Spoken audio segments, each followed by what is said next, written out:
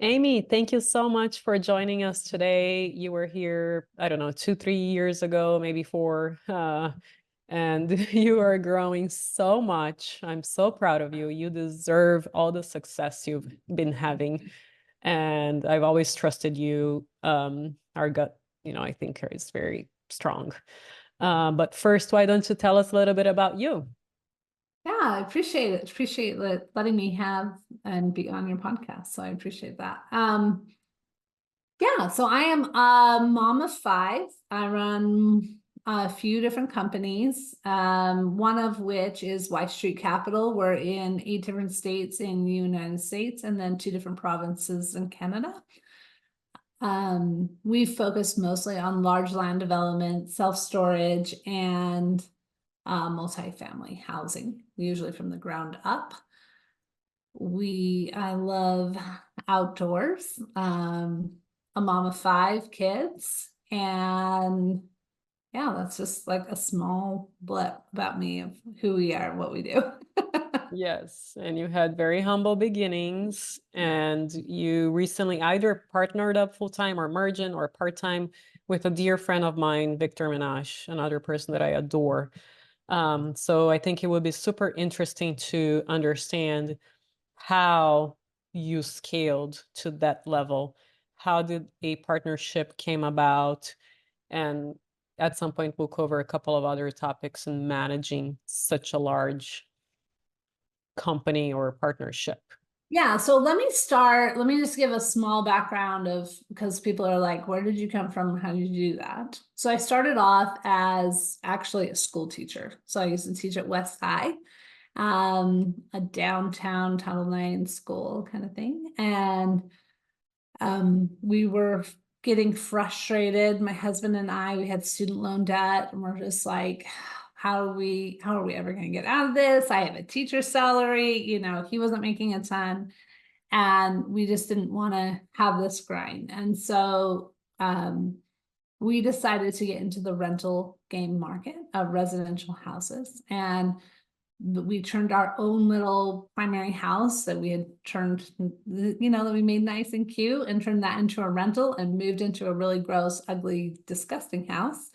And just kept doing that and over, totally fast forwarding. But so we had accumulated these single family home rental properties. We did a few flips inside there. Basically, though, it was difficult for us to scale to keep doing this individual residential house, get the loan, do qualify, find the right property, all of those things. And we knew we wanted to continue to grow. And so by that time, fast forward, luckily we had acquired a great amount of properties. And we decided to sell some of our portfolio and roll those into some larger assets. And one of those assets, we were an LP or a limited partner into some self-storage. And so we brought the capital into a self-storage project. And we saw the power of that. And so we continued to do, other projects. And then I had a lot of individuals or sphere around me that kind of followed us in our residential home acquiring. We were the first, and then others like said, oh, I want to do that. And so they did that. And we found, before for the residential, there were some that we would take a house and we would partner. We'd be 50-50, and other individuals would bring in capital for the project. And so we decided, you know what? We were doing those JV partnerships then. Why don't we just do the same thing in this larger scale? And we had some, well, bad choices on a couple things. We're like, oh, okay, not going to invest in that market, or we won't do that again. Like I remember thinking, still stuck a little bit in that residential bootstrap or mindset that I need to like find the cheapest property. And so I bought like a condemned building, and we still made money. We made money, but it was a lot of work to go from Right. condemned to It occupied happens. to a C, for that Yeah. kind of. but great how valuable those life lessons were that we got. So like, Mhm.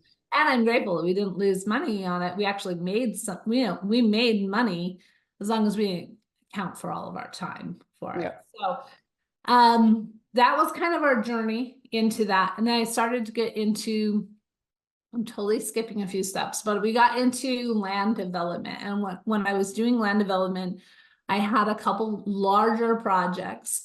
Back then, I was not, I'm not a builder. I didn't know construction very well. And yes, I had gotten a project entitled, but to go vertical and actually build the building, I needed some additional support. And that's where I met Victor. And through a different mastermind, through other people introduced me to him and said, hey, maybe we could. And so I paid him as a consultant, and they did a consulting thing with me on a project. And as we started, they're in Canada and I'm in Utah and USA. And as we were bringing on different projects, I had brought on some others, and we just had a really good working relationship with different things. And they had some skills and knowledge and different things that I needed. And I realized if I wanted to scale this, I needed to, I can't do everything on my own. Because during that time, right when I was starting to work with Victor, I had this sense of I'm super overwhelmed. Like, how am I going to accomplish all of these things? Everyone, if I'd rattle them off. And at first, to be honest, I've kind of grown a lot now since then. I remember kind of holding this badge of like, because I was hustling, it was like making me more like worthier, right? Like I'm Yeah. better because I'm hustling so hard and my life is so chaotic and I'm so stressed. Like I was thinking of it as like a badge of honor, and Yeah. really it's Mhm. just affecting my health. It wasn't better. I wasn't being that effective. And I realized, okay, I need to get out of my own way. And that's when I had this consultant. And then we ended up actually, just because our relationship worked so well of what we had for both, we actually decided to join our company. So my development company and their development company, and we merged together and I became a managing partner in there. So I'm over the United States and then they're over Canada. And it's worked out really well. It's allowed us to scale and work better. And I'm so grateful because like um, fast forward 2 years ago, actually, which is so crazy to think it's been that long. But 2 years ago, I got rushed into the emergency room. They thought I was having a stroke and it was terrible. I couldn't speak and I would stutter more. I mean, not because I'm thinking too fast. I like literally couldn't speak. And I had this terrible debilitating disease that the doctors diagnosed me with 2 years ago. And it totally crushed my world at first. And if I was still singly by myself doing everything that I was and not having these systems and processes and other people, I wouldn't have been able to, everything would have just gone out the window for it because I literally couldn't function. I couldn't even make dinner for my family for it. Wow. And so I'm working with these specialists, all these doctors, and working with the specialists to kind of rehabilitate and work through this. And luckily, it took about a year and a half for me to get back to where I was for it. And so that was so crazy. So at that time, that's when I realized, okay, well, number one, I was super grateful that I had listened to my intuition of you need to work on like getting some systems and processes so you can scale. Keep, Mhm. do what you love to do only, and then pass off what you don't love to other people Yeah. and let them do that. So, um, I was so grateful I did that. So during, I have large investors that are joint ventures with us, or in our syndications, or people that we work with. And thinking now, because now I'm completely healthy now, so it's remarkable. Thank But God. thinking back to that time, I had some of those individuals that had no idea that I was even sick. Zero Mhm. idea. Well, And why? Because, well, one, I didn't want to like worry them. yeah. I probably should have communicated with them that, hey, just so you know, this is what I'm working with. But I didn't want to stress because I was just looking at it as like a professional matter. Right. And they had no idea that I was sick whatsoever. And the investments that the projects that we were working on, because I had a good solid team, didn't result in any major hiccups because we still had a good process and everything else. And that Mhm. is critical. So when people are thinking of like investing, when you're looking at like, I'm going to go and invest with a company or invest with a team or, you know, whatever, a project, I would really challenge you guys to look at who am I investing it with? Does it have what's called the key man syndrome of if that key man is gone, will everything fall apart? And the Mhm. fact that everything didn't fall apart and we didn't have major delays and investors weren't upset, it meant like, okay, great, we have some incredible systems and processes in place, Yeah. and people were able to step up and take on some of my responsibilities that I couldn't do, and I could do my bare minimum of what was really important. And so I've kind of taken some of those skills and looked at, I also own a residential brokerage as well, but we've put really good people in place for it. So I'm really Mhm. not there I mean, I'm there, but I'm not there. It's kind of like, get out of the way, Amy, Yeah. because we're running this for you. And yes, we'll give you our input, we'll report back, but it's running smoothly without it. So Mhm. that's been a critical thing for me in my business relationships of understanding, you know, who to look for, what to look for, and I can depend on really good people. And Yep. I would say one of the largest parts of that, when people say, oh, that must be nice, but I can't. And when people say that they can't find good people like that, it's usually their ego is getting in the way. Hmm. For Interesting. Yeah, it's In usually, terms of hiring somebody that is better than them? yeah, hiring someone that's better than them, or Mhm. saying, I'm the only one that can do it the best way Yeah. possible. You know, Yeah. nobody can do it as good as me. Yeah. And that's going back to, you remember how I was saying I was holding this like badge of honor of this busyness, like, look at me, I'm Mhm. so good because of this. That's my ego was in my way of saying I couldn't possibly hire another individual to talk to these individuals for me, you know, or I couldn't possibly hire somebody to write that or design that, or, you know. So I have a couple of questions from the time that you were first introduced to Victor until the time you guys signed on a partnership. How long did that take? Um, that was about a year. That's really good. Yeah. And how did that conversation start so people can understand where values come from, right? Why would you both want to do that? Mhm. How did that come about? Yeah. So first of all, I think the important part of creating a partnership is not necessarily,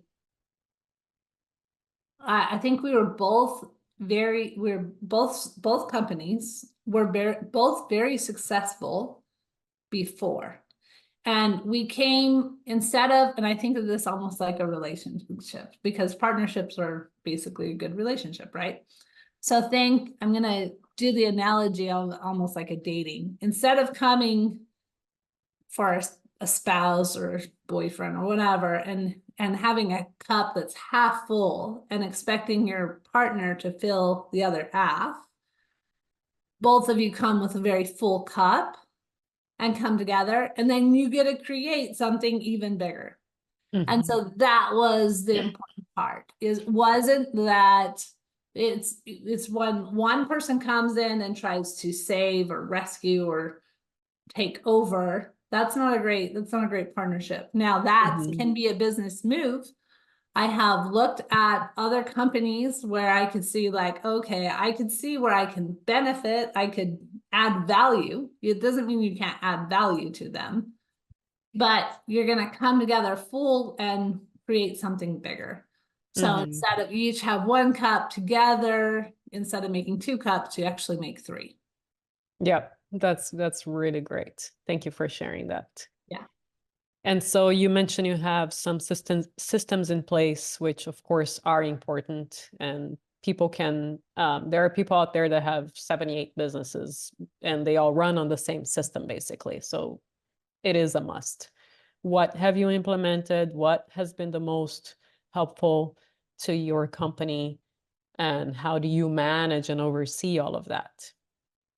One of our systems that we utilize, and I've actually carried it over to my other company, is our EOS system. Yep. We utilize that, and it's been, our rocks, our wigs, and like, is this Aligned. important? Is it aligned? And doing our level 10. So if I would challenge somebody, if you're looking for a good system, it's all about priorities, right? So if you have a good EOS system happening, it's because you have your priorities straight. And when you have a company that is only handling emergencies or firefighting, it's because you're not putting your priorities in straight for it. So Yeah. that's where you're not growing as well. So, and give yourself grace that, we don't accomplish every single rock and wig that we put out there. And if people have never read this book, they don't even know what I'm talking about probably, but I'd look into it for it. It's really good. Traction, I believe, is the book for it. Yep. Rocket Fuel is also good, but Traction is that book, I believe. So EOS is really great. Another system for us, but that's just more for a project management standpoint. It wouldn't be beneficial for like a plumbing business or one of those kind of businesses, is Asana for us. It's just a project management, we assign things. Before, I used to use my good old Google Doc, and I'd make my to-do list and then I'd share it with my assistant. It's a good tracker, but there's more accountability with Asana. There's things you can build out inside of Asana. Paul Hanchard is our systems guy in our company, and he's remarkable for like the zaps and the automation and everything else there. There's no way I could ever do that. And that's going back to making sure you have the right people in the right seats, right? Like, I am not a Paul whatsoever, but he also would probably never want to trade me and talking to all the people that I talk to every day. So. Yeah. Yeah, traction is fantastic from everybody. What I hear, I was just talking to my partner today about it, that a lot of companies do get to where they're going with traction. However, it can be very complicated, and you need to bring in someone that understands the process for at least a year, first to do the goals, the vision, right? 2-3 days, and then they come back every. Like if you're really busy, some individuals are like, oh, the last thing I want to do is talk about like take 4 meetings a year to talk about 2 days worth of a quarterly, and then plus every single Friday. Well, for us it's a Friday. Every single Friday, 2 hours a day to go over our rocks and wigs and our issues lists and things like that. If you're really busy, sometimes that can seem overwhelming. And at first, before I realized, and I was grateful for the structure, there were times that I'm like, I'm so busy. I don't have time for this, but you actually don't have, you have to have time. You need to make time so that you can create it. Yeah. So That's great. So did you guys bring a consultant to help out in the beginning? we did not, we just, I Wow. would say the beginning of our process was messier than, working through it. Like the next year is like way better for it. Yeah. So, It takes time to get Yeah. used to it. mhm. That's awesome. Well, But congratulations. right? Like at least start. Yes. So like in a company wise, I would at least start, even if it's messy, start with it. Because instead of letting it just be like, I'll get there eventually.